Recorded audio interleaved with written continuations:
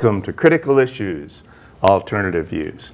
I'm Ron Kramer, Professor of Sociology at Western Michigan University, and I serve as the host of our program. Joining me today are our two regular commentators. On my right is Regina Nelson, who is in the Department of Teaching, Learning, and Educational Studies at Western Michigan University in the College of Education and Human Development. Did I get that right? Yeah. And although he's one of our regular commentators, he's also the guest of honor today, and that's Don Cooney. Don's in the School of Social Work at Western, and also a Kalamazoo City Commissioner. And today we're going to roast him. We're going to put him on the hot seat, right? Normally we focus a lot on current events. We try to, be commentating on what's happening in the world. Today we're going to have a little bit of a departure with that because there's going to be a lot more history in here. If we go back and explore Don's life and his work and his contributions. And Don sent me an email, said, I think we should title this Witness to the Revolution. And I think that's very accurate. You were a witness to a lot of really important and significant events. And even though some of this is ancient history, maybe to some young people today, it's actually quite contemporary. I think so. Most of the issues that you have been involved with throughout your life, I think, are still critical issues. Absolutely. And we still need to present alternative views on those critical issues. Exactly. So let's get started on the life of Don Cooney. Oh boy. So you grew up in Philadelphia. Yeah. Tell us a little bit about your childhood and your family. Yeah. I grew up in a section of Philadelphia called Germantown, which was a lower middle class neighborhood. That had a lot of Germans and Irish people, mostly Irish in my section. Right around the corner, down the street, there was an Italian section. Oh, okay. And then there was a black section. And right in the middle of the whole thing was the playground. And that's where we all met. We all were over there at the playground. We got to know each other really well right there, and we would play ball together every single day. My father was an interesting guy. His father died. He was the youngest of four boys. And his father died when he was 5 years old. So my grandmother had to raise four boys. And they didn't have much money at all. Mm-hmm. So, but my father was a good athlete. He was small. He was only about 5'8". But he won a scholarship to a private high school in Philadelphia. And he played four sports there: basketball, football, baseball, and track. He ran in the Penn relays. And in basketball, he was all league. He did that. But he was 5'8". So this is where you get your lowest point. So my father was an idealist. He wanted to go to college, but only 10% of the country went to college at that time. Sure. So when he graduated high school, he was still looking to go to college, but my grandmother said, I just don't have any money. But that summer, his best friend was going to Notre Dame, and he died. And that boy's mother and father paid for my father to go 4 years to Notre Dame. Oh, wow. Wow. Changed his life. Changed his life. Changed your life. Yeah, changed my life. But my father was an idealist. Yeah. And while his first year there, the Depression hit. So he had no money. He'd thumb it out from Philadelphia to Notre Dame. And he worked there as many jobs as he could. He would sell pennants at the football games. He'd wait on tables, whatever. But in the middle of Depression, what would be the most practical thing he could study? Philosophy. He decided he would study philosophy. Of course. So he graduates with his degree in philosophy. In the middle of a depression. And no jobs. He finally got a job putting labels on bottles at a midnight shift in Philadelphia. But he was an idealist, and that's the way he lived. He had very little money. We lived with my grandmother. But he was always on the side of the underdog. And he always put that in me, that's where you got to be. You got to be with those guys. My mother, her parents were immigrants from Germany. and they came here in 1901. She was born in 1910, and they had a little farm outside of Philadelphia, but they lost that farm, and she grew up poor too. So from the beginning, those guys instilled in me this idea that you got to be on the side of the people that are in struggle. So. And that certainly took hold. So you became a priest eventually, so I'm assuming that the Catholic Church was an important institution for you as growing up? It was. We lived about 3 blocks away from a church called Our Lady of the Miraculous Medal. And when I was like 10 years old, I started being an altar boy over there. And then I started to go to Mass every day. When I was, I graduated 8th grade and when I was 13 years old. I went to St. Joe's High School in Philadelphia. It was a private school, but I decided I wanted to do something more. So when I was 14 years old, I left my family and went into seminary. And I joined an order of priests that were dedicated to working with the poor. And I was in the seminary for 13 years. Wow. And most of that, the first, they had 4 years high school, 2 years college. And so I started in my sophomore year in high school and was there for 5 years. The saving grace for me was they had a basketball team. And a guy came over to coach the team who had been all-state in New Jersey. It was in Princeton, New Jersey, was my seminary. So he gave me a break and started me, and I started for 4 years, and I learned a lot from him, a lot of dirty tricks and stuff like that.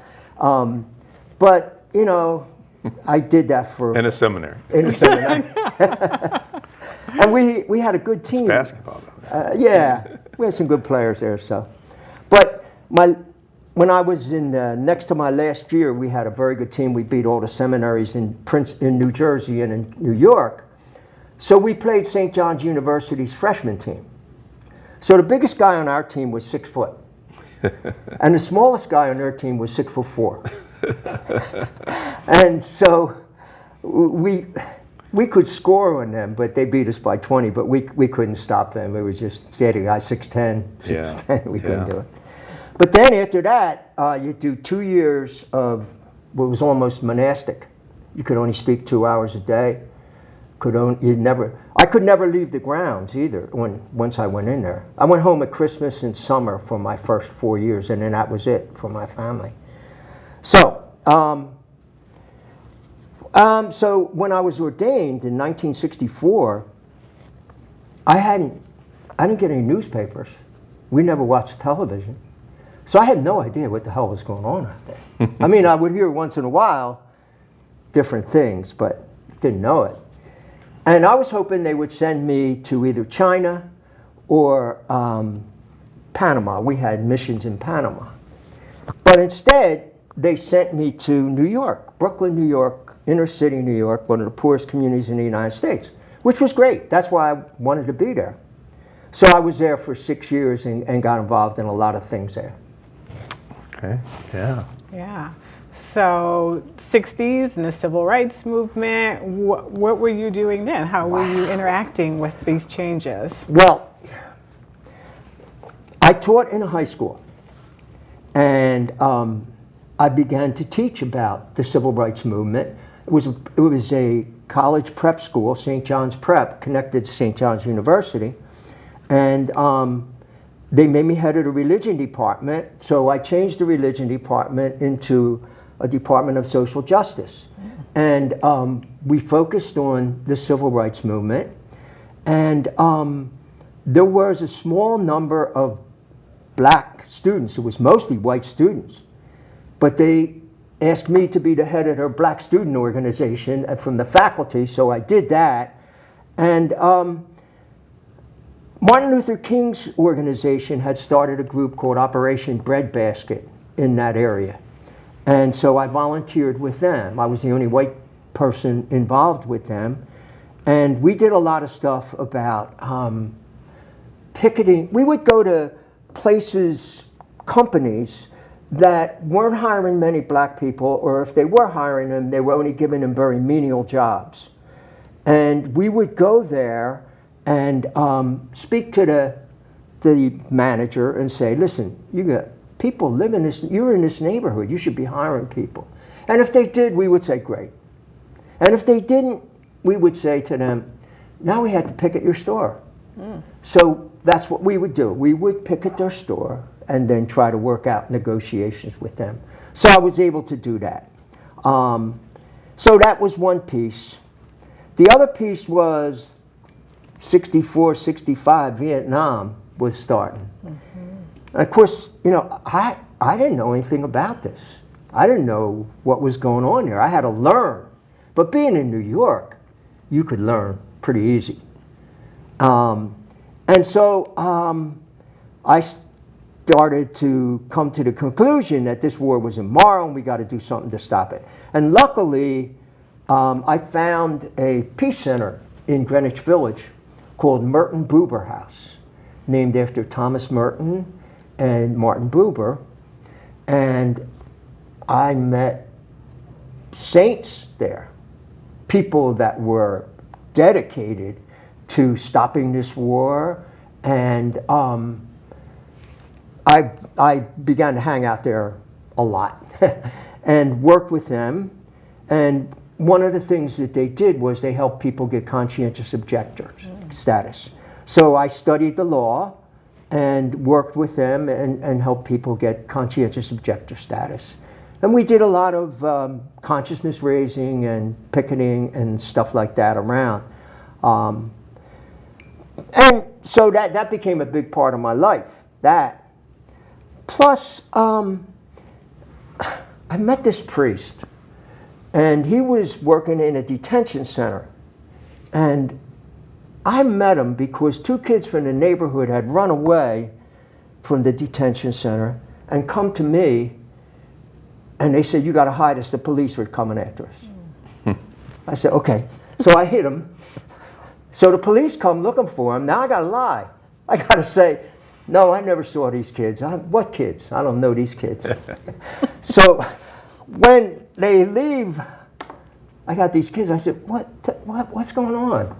And they said, well, man, we don't like it there. They were like 11 and 10, 12, like 11 and 12, something like that. And so I'm trying to figure, what am I going to do with these kids now? Because they're here. So I said, oh, let me think. Okay, is there a chaplain there? They told me, yeah, there's this guy named Father Benedict. So I called him on the phone. I said, listen, I got these kids here. He said, yeah, I know these kids, he says. He said, you got to bring them back. I said, oh, they don't want to come back. He said, look, you bring them back, and I'll take care of them, and you can tell them that you'll be coming to see them regular.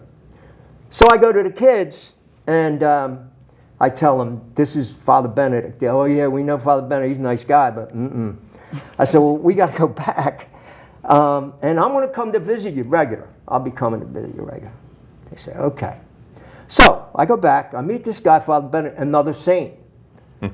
Next thing I know, every free moment I got, I'm working with him in the detention center. And then he says, okay, so we're going to open, I got these people to give me a house. And we're going to open this house for kids that are coming out of detention centers who don't have any place to live. So, okay. So I wanted to live there with them, but I was still in the priesthood, and I had people that were in charge of me. They wouldn't let me do that. You said, no, you got to live here.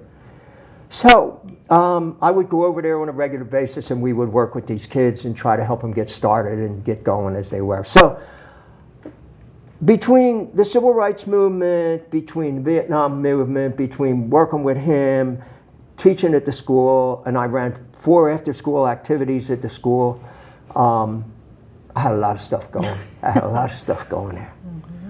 What kind of after-school activities were you involved with there? I ran all the intramural athletic programs in the school. I was head of the Black Students Organization.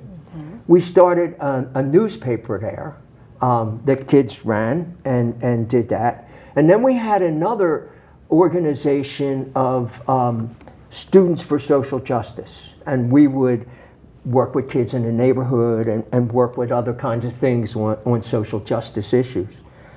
But the basketball thing was really good because on Saturdays I would open the gym and kids would come in, and I was able to get tickets to St. John's University's basketball games. So sometimes I take 18 kids to the basketball games at night after we played all day basketball and the thing. So I love New York. I mean, I was there. It was, you couldn't imagine a more exciting time to be in New York than when the civil rights movement, the anti-war movement, the war on poverty, all that was taking place. I mean, literally, I used to hate to go to sleep at night because I thought I'd be missing something. And sometimes I would forget to eat. And I remember one time going to a meeting and I almost passed out. And as soon as I got to the meeting, because I was so excited because all this was going. I was a priest. I didn't have to worry about working or taking care of a family. I was all on my own. They gave me shoes, they gave me clothes, they gave me a place to live, they fed me. When you would eat. When I would eat. So I got to this place and I said, listen, I got to get something to eat. So some guy took me aside and gave me something to eat to keep me going. And then I was there 6 years. In my 5th year, the war in Vietnam was going strong, and I was teaching that the war was immoral. So one night, I was home. This was rare that I was in the building at nights where they slept. And the principal of the school was a priest. And he came up to my room and he said, listen, there's about 15 parents downstairs and they want to talk to you. I said, okay, what do they want to talk about? They said, they're saying that you're teaching that the war is immoral. Oh, I said, okay, let's go down.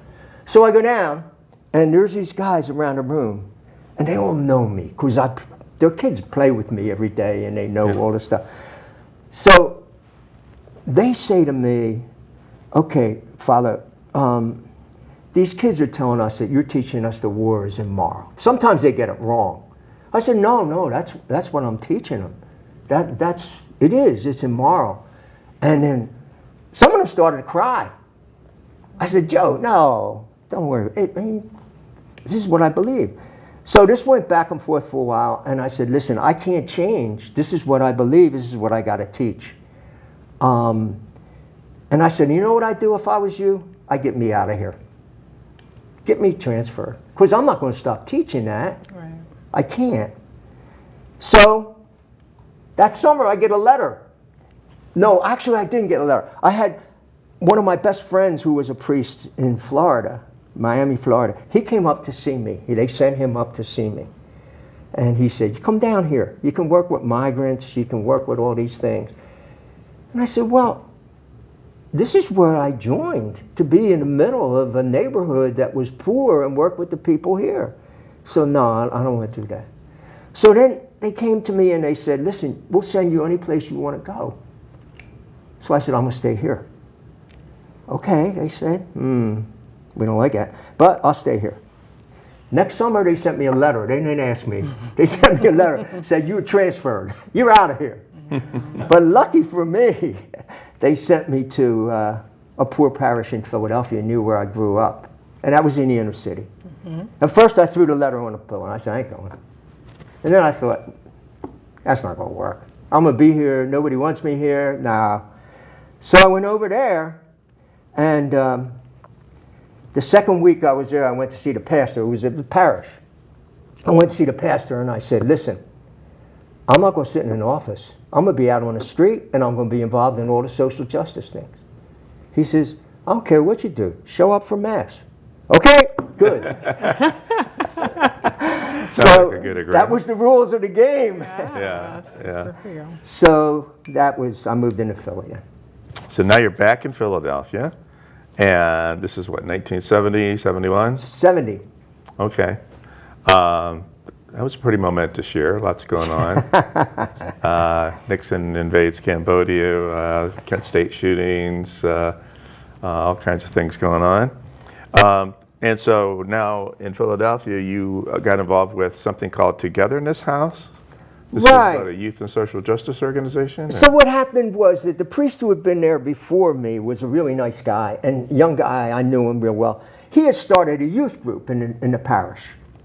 And so I picked that up and we started working together. And then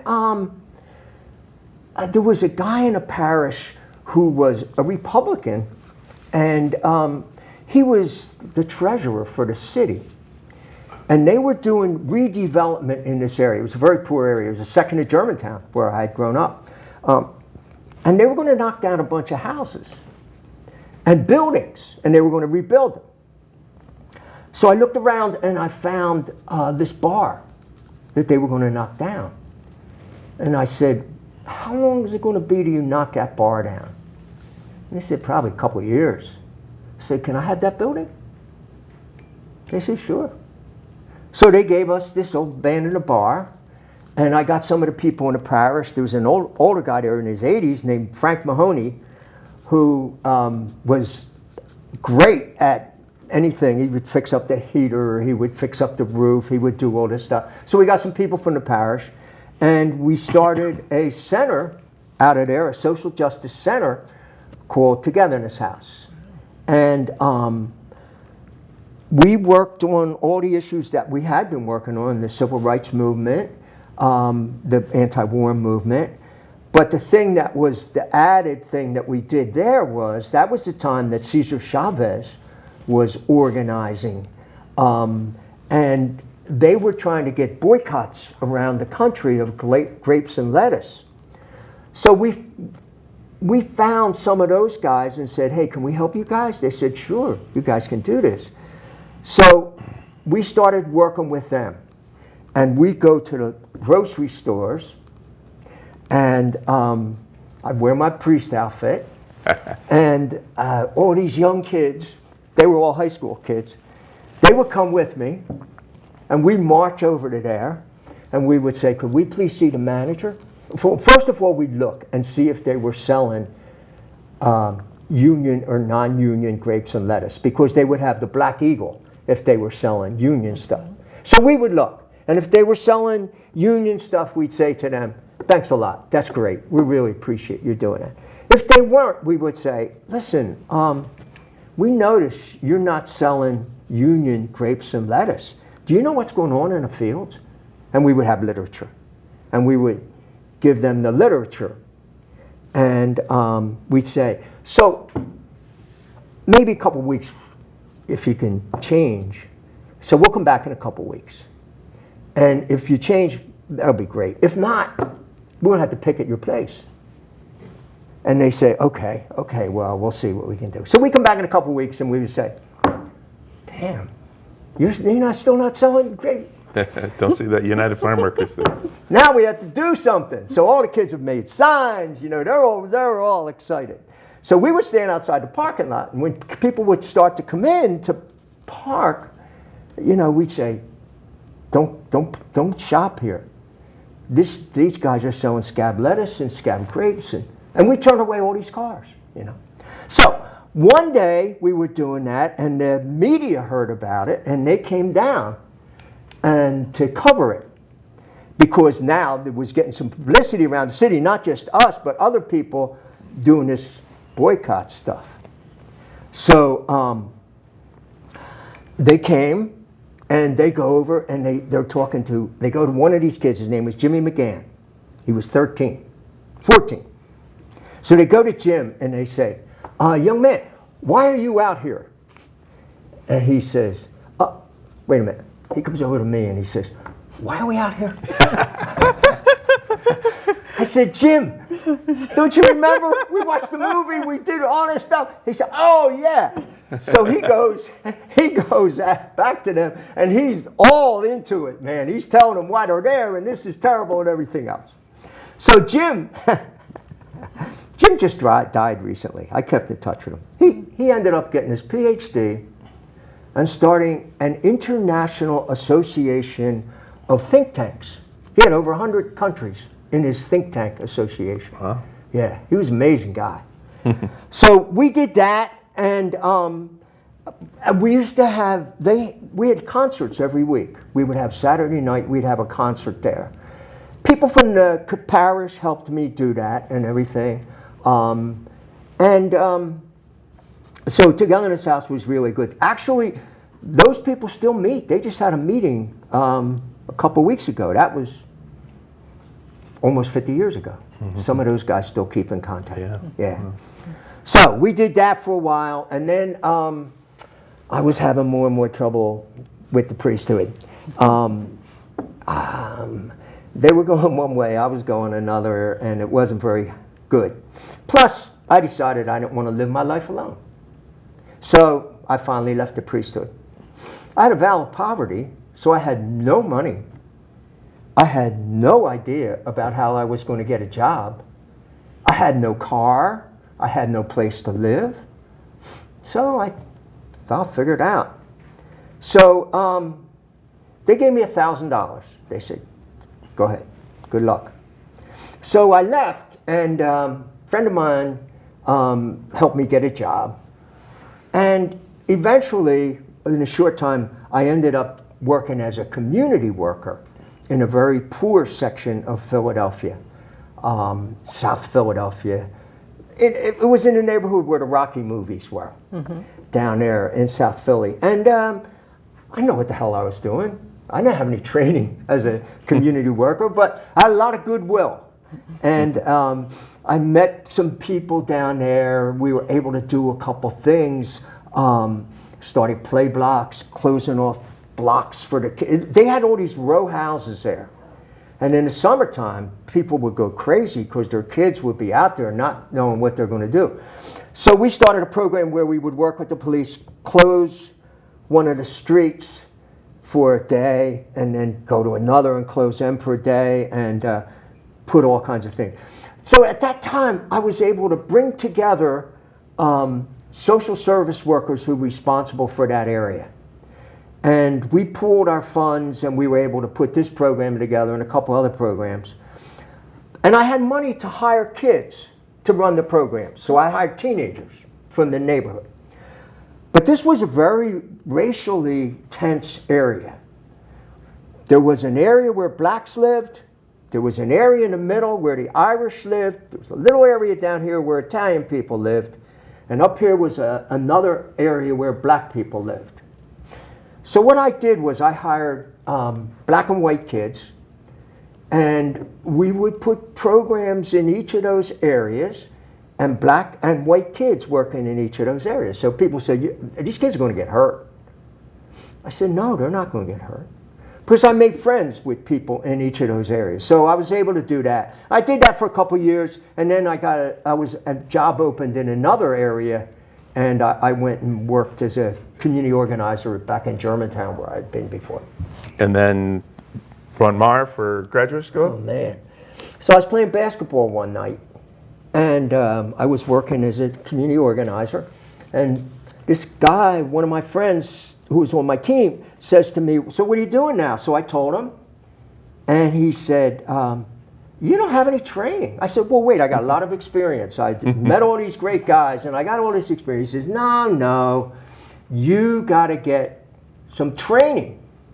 I said, well, where do I get training? He said, schools of social work. I never even heard there were schools of social work.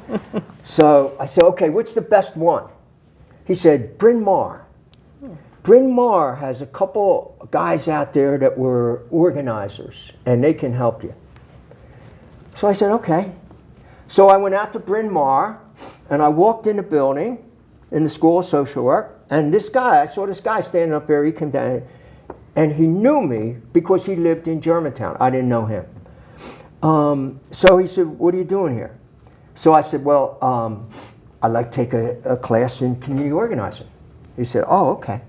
He said, why don't you get a master's degree in social work?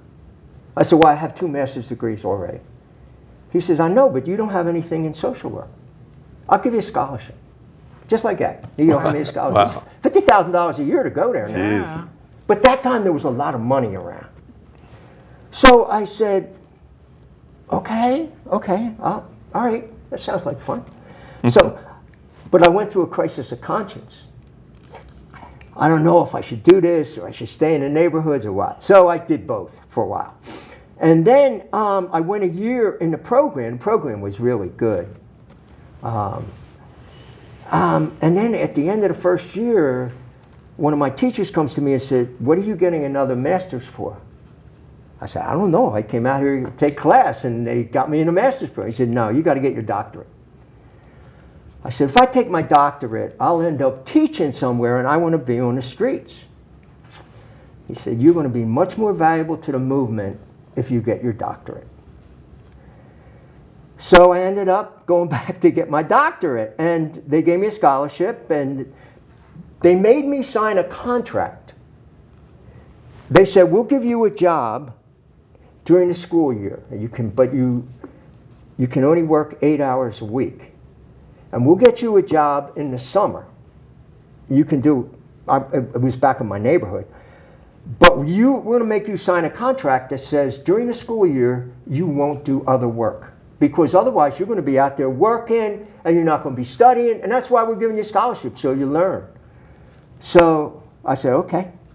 So they were great to me. They tailored my course to me. I didn't know anything about Marx. I didn't have your course yet. I didn't know anything about Freud. I didn't know anything about the labor movement. I didn't know anything about the utopians. And they said, "Oh man, you got to learn this stuff." So they set me up to learn all these different things, and they really helped me out a lot. So I would spend 5 hours a day in the library because that was my job, to study. I'd study till I couldn't read anymore, and just learning as much as I could. So when I was finished in my classes there, I still had to do my dissertation. This man who had given me the scholarship was my advisor. His name was Merle Broberg. He was another saint. So he helped me with my dissertation. I didn't really pay much attention to it for a while. But he told, "No, you got to finish this. You got to finish this." So anyhow. This sound familiar? You know what that's like. So they asked me to teach the next year. They had the guy that was teaching the community organizing class was leaving. They said, "Well, how about you teaching that?" I said, "Okay." So I taught the class, and then they came to me, the administration at Bryn Mawr, the director there, and he said, "There's some people out in Swarthmore here that are starting a program called A Better Chance. And they looking for a director, and you should take that job. There's no salary. They give you room and board." I said, "Great, that sounds wonderful." By now I had a partner I was living with. Actually, I was married. And so I went out there and I looked at it, and the program A Better Chance, the idea was they were taking kids from poor areas who didn't have much chance to go to college, and they would come here and they would live with us, and we would help them get to college. So I went back to my wife and I said, "Listen, would you be interested in this?" And she said, "Okay." So we went out there and we did that for 2 years. So we had 9 kids living with us. They came as sophomores and juniors. We volunteered for 2 years, and they were from all over the country. We had 7 of them were black and 2 were Puerto Rican. They were from New Orleans, Boston, Harlem, the Bronx, 2 from Ohio, 1 from Georgia. They were 2 from Georgia, yeah. So these kids were average intelligence or better. They were all male. And but the schools that they were going to, they had very little chance of getting into college. One kid from Georgia, the percentage of kids that graduated from his class last year, his school last year, that went to college was 0. Not one kid went to college. So the idea was they would leave their families and stay with us until Christmas. They go home at Christmas, they come back, they stay till Easter, go home for Easter, and then it'd be till the summer, and they go home for the summer. We had 3-hour study periods every night. I had 2 kids from Swarthmore College that lived with us, and they were tutors to them. And these were regular kids. They played on a football team. They played basketball. They were in speech and debate. They were in all that. So my job was to keep them happy and keep track of them with the schools. You know, I'd go over to schools. How these kids doing? How's going on? What's happening? And keeping them going. And all 9 of them went to college. They went to really good schools. 2 of them went to Brown. 1 kid went to Harvard. He has his PhD now. And other kids, but they all went to good schools. 1 kid afterwards had a drug problem. He was at Rensselaer Polytech. And by that time, I was out here. So I would talk to him, but I couldn't help him. He dropped out. But the other kids, I think, all finished college. So that was good. So, how did you get from Philadelphia to Kalamazoo? So, Seems like a pretty dramatic shift. I had volunteered for the Peace Corps, me and my wife. But our placement fell through. And now, here I was, I didn't have anything to do for the next 2 years. My time was up here, and now I didn't have anything to do. And so I started sending out resumes to try to get a teaching job. And then one of the places that invited me was Western. And John Flynn, Yeah. John called me and said, listen, we'd like you to come out here to take a look and everything. I said, well, I already got an offer from this college, Chester, called Widener College, so I'm going to take that. He said, oh, come out here and look. We'll pay for everything. I said, okay. So I came out here and I looked around and I thought, wow, this is a much bigger school. And I'm only going to be here a year, because next year I'm going to Peace Corps. And so I came out and I liked it and it was good. And then the next summer, I was still here, and that's when we started. Bill Pruitt was a professor at K College. That summer, he had a program on South Africa. I didn't know anything about South Africa, but he ran the whole summer program on South Africa. And I started looking at that and saying, wow, I want to get involved in that. What can I do? And there were a couple other faculty members that were going to this, and a campus chaplain, Don Van Hoven. So at the end of the summer, we said, let's see if we can talk to each other. So we came and we met with each other. Let's see.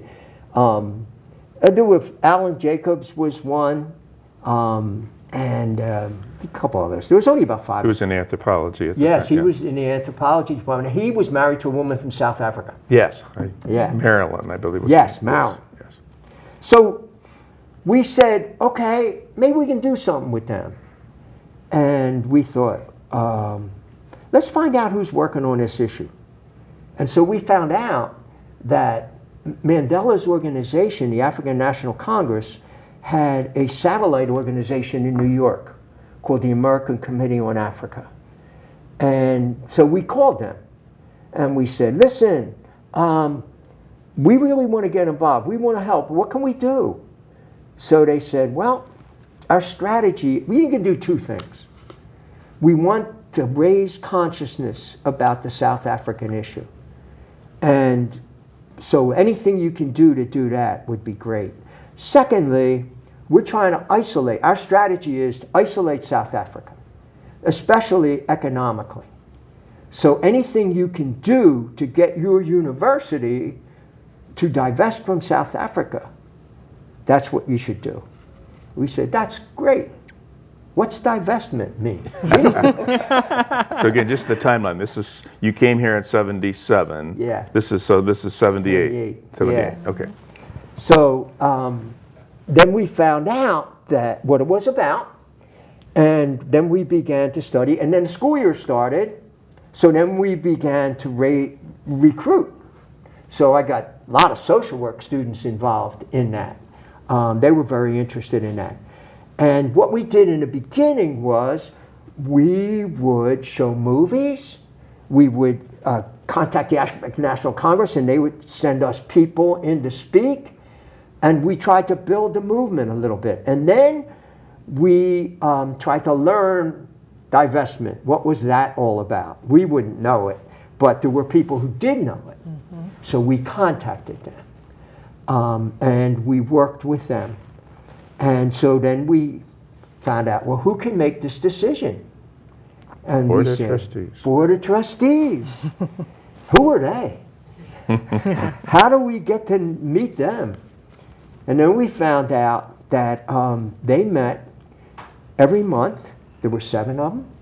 They met every month, and they had to leave time for public comments at the meetings. Oh, okay. So we started going to their meetings and began to speak out about South Africa and invite them to divest. And they didn't accept the invitation. They smiled at us and said, that's great you guys are interested in that. Good luck with that. So we kept building the movement.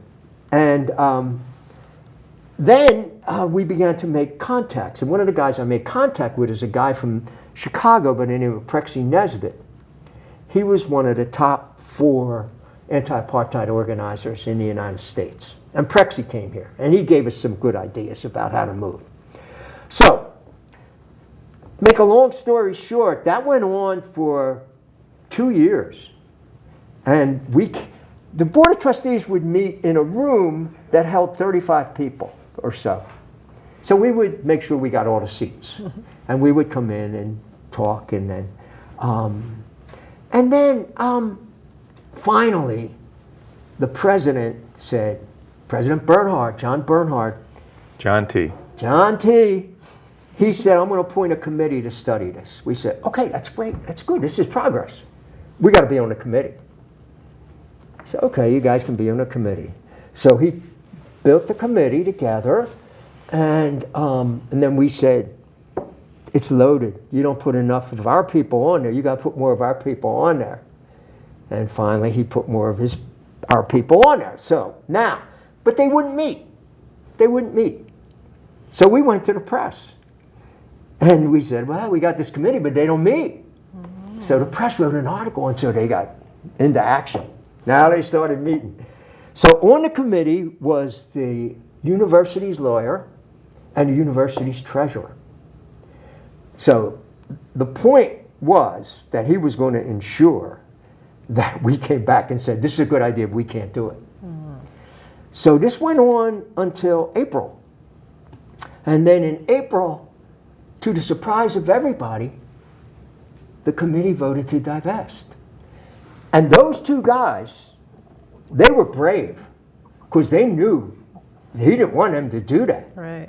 But they thought it was a moral issue, and they had to take a stand on it.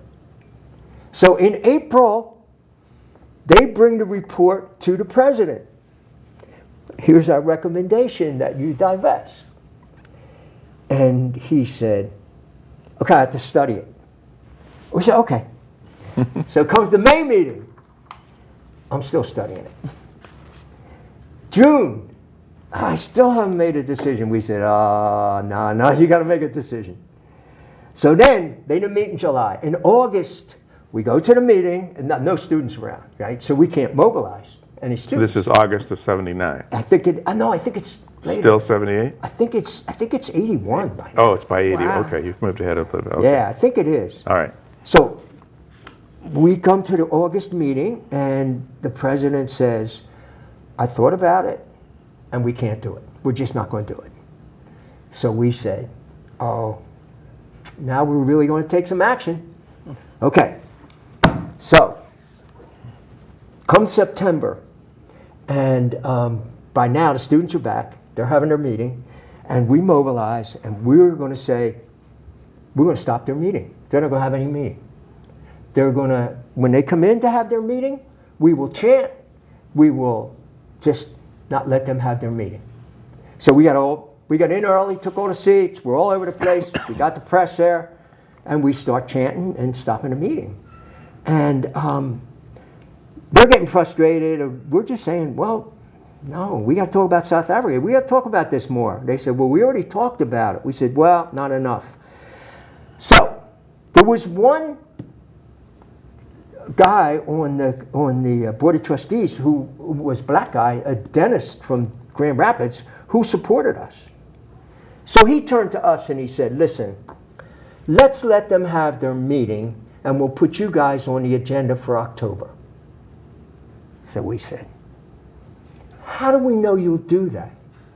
And one of the board turned to us and said, trust us.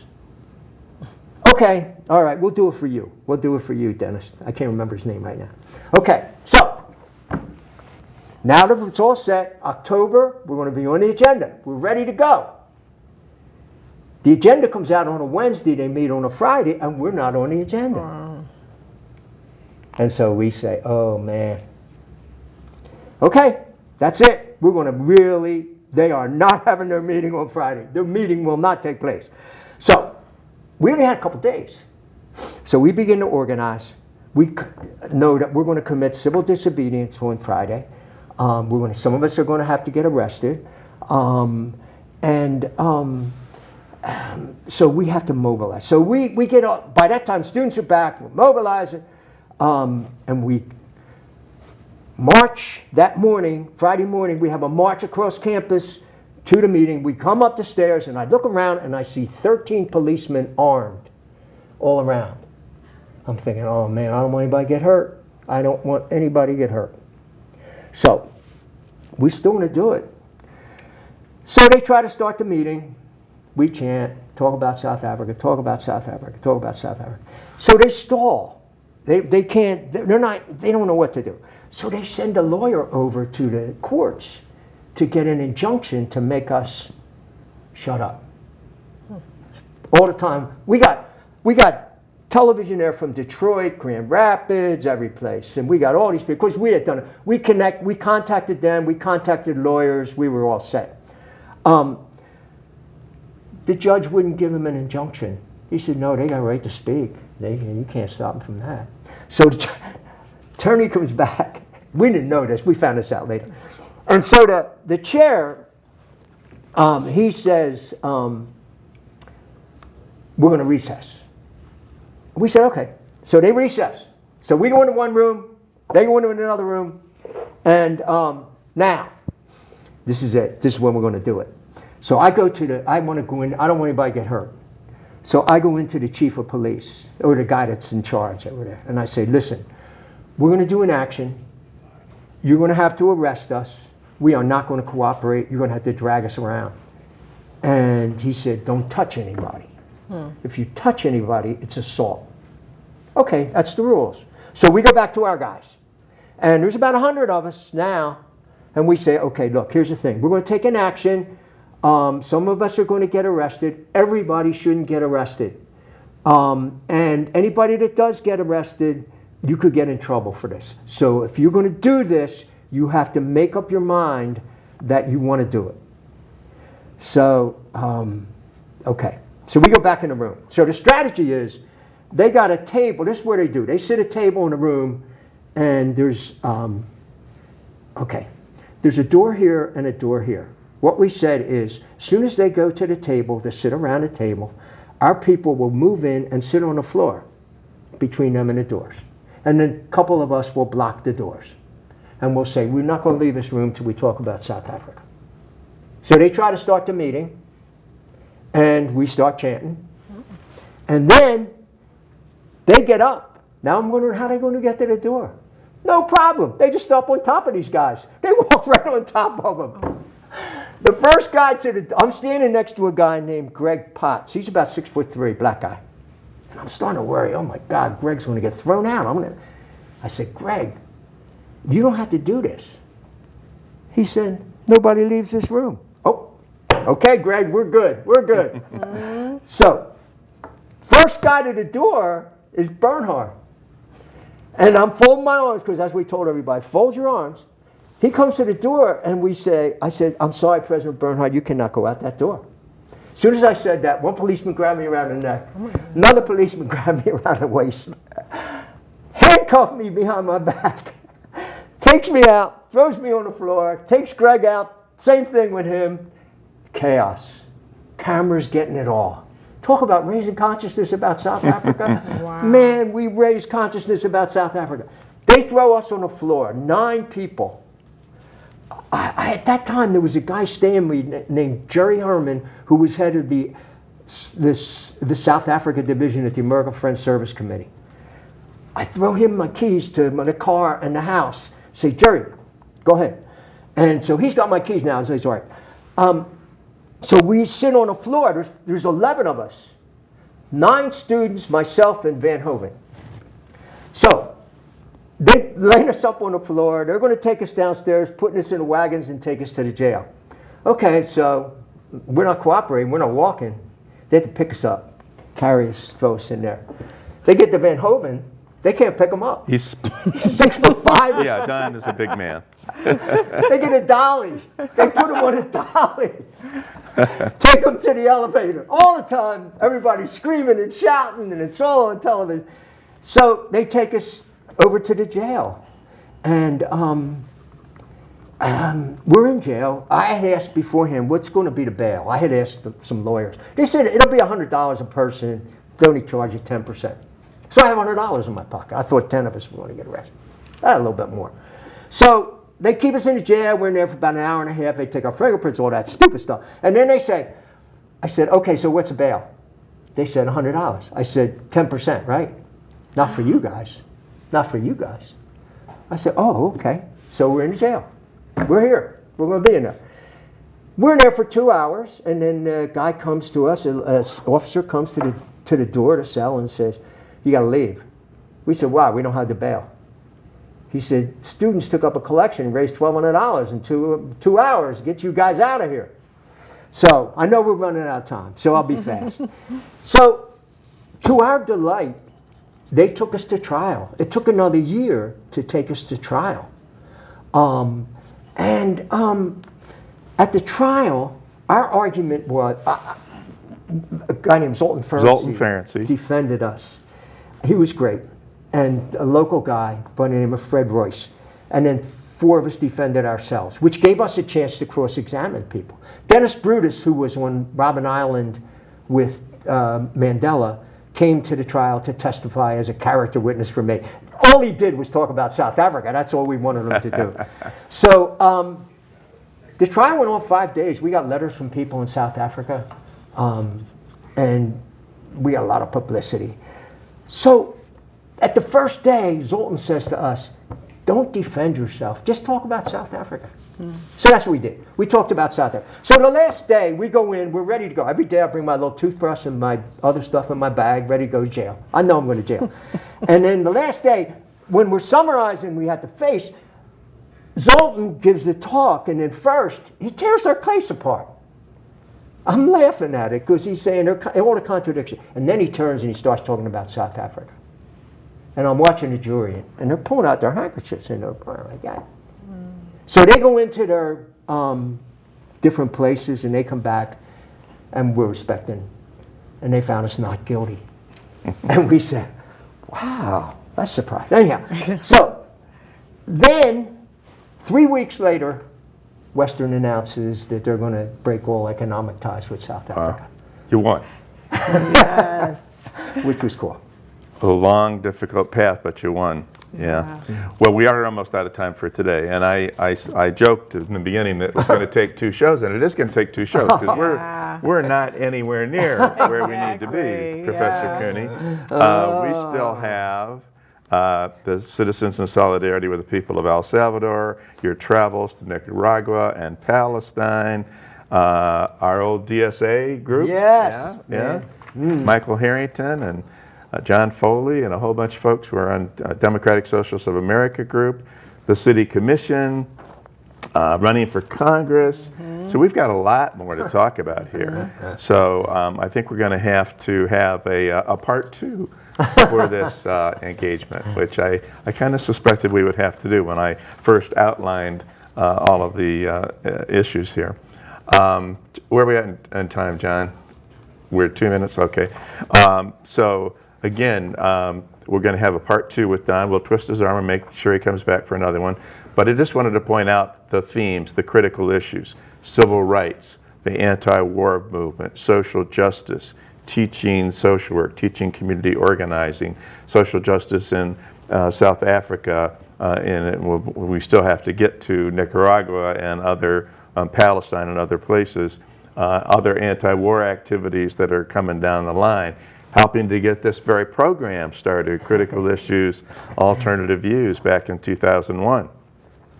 And lots of other questions and comments.